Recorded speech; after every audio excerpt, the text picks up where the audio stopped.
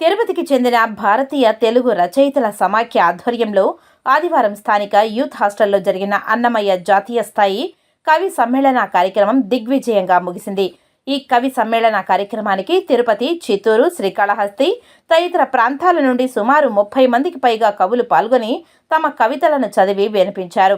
ప్రముఖ రచయిత, సాహితీ కేసరి మర్రిపూడి దేవేందర్రావు నేతృత్వంలో జరిగిన ఈ కార్యక్రమంలో కవులందరూ కలియుగ ప్రత్యక్ష దైవమైన శ్రీ వెంకటేశ్వర స్వామివారి వైభవాన్ని గురించి 32,000 సంకీర్తనలతో కొనియాడిన అన్నమయ్య పద సాహిత్యంపై, ఆయన జీవిత చరిత్రలో పలు అంశాలపై కవులు కవితలుగా రాసి వినిపించారు.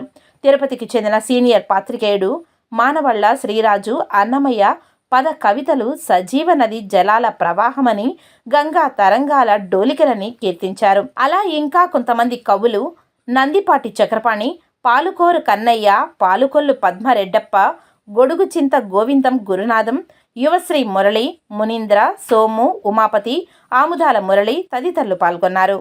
ఈ కార్యక్రమంలో రచయితల సమాఖ్య తిరుపతి అధ్యక్షుడు పాలకూరు కన్నయ్య, జాతీయ అధ్యక్షులు డాక్టర్ సి నారాయణస్వామి, కవులు, రచయితలు పాల్గొన్నారు. శ్రీరమణ అంటూ అన్నమయ్య శ్రీ వెంకటేశ్వర స్వామి వైభవాన్ని మహోన్నతంగా కీర్తిని గడించారు. మనమందరం ఆయన అడుగుజాడలో నడిచే భక్తులు మాత్రమే. అన్నమయ్య శ్రీ వెంకటేశ్వర వైభవాన్ని 32,000 సంకీర్తనల ద్వారా సమాజానికి అందించి ఉత్తేజపరిచారు. తాను తరించడంతో పాటు సామాన్య జన హృదయాలను సైతం పరవశింపజేశాడు. అన్నమయ్య వాంగ్మయ తపస్వి, ఆధునిక యుగానికి భావభక్తి యోగి, అంతర్యామి అలసితి తులసితి ఇంతట నీ శరణిదే చోచితి అన్నాడు చివర్లో.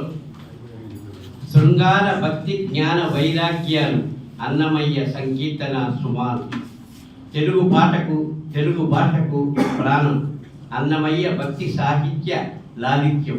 తెలుగువారి హృదయ నాద నీరాజనం అన్నమయ్య పద కవిత స్వర సంకీర్తనం. సమాజోభ్యుదయానికి ఉత్తేజం పద కవిత పితామహుని గానామృతం. సజీవ నదీ జలాల ప్రవాహం సంగీత సాహిత్య పద సమూహం. శృతిలయ నవరస భావ వీచికలు స్మృతి పద భక్తి జ్ఞాన వైరాగ్య దీపికలు. గంగా తరంగాల శృంగార డోలికలు అన్నమయ్య సంకీర్తన సరిగమలు.